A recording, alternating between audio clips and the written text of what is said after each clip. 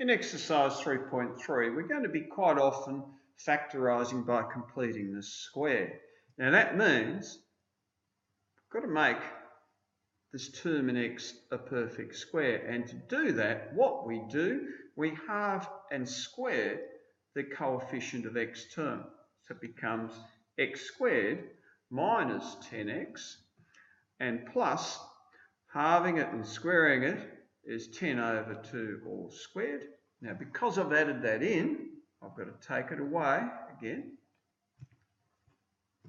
So that becomes x squared minus 10x plus 25. Minus 25 takes 7. And that therefore means x minus 5 squared minus 32. Now, we can see that this takes the form of the difference of two squares. A minus b, a plus b. So that therefore is equal to x minus 5 minus root 32, lots of x minus 5 plus root 32. 32 is 16 lots of 2, or 4 root 2.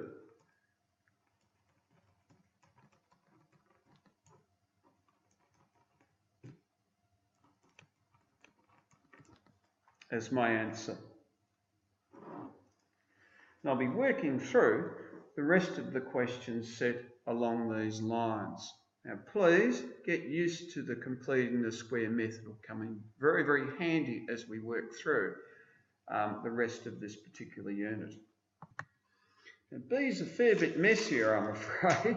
What I'm going to do here, I've got to take a common factor of 3 out.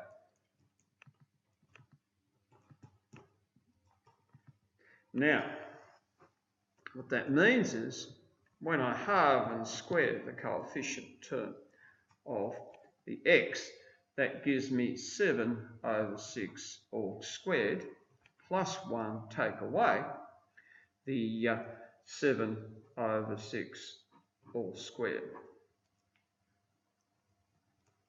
So I'm left with 3 into x plus 7 over 6 all squared. Take away 1 minus 49, negative 48 over 36. I made a little bit of an error there. That should have, of course, been minus 13 on 36. So what we've now got is 3 into x plus 7 on 6 take root 13 on 6, lots of x plus 7 on 6 plus root 13 on 6. So x plus 7 take root 13 on 6, lots of x plus 7 plus root 13 on 6 as my answer. Quite a messy, yucky question.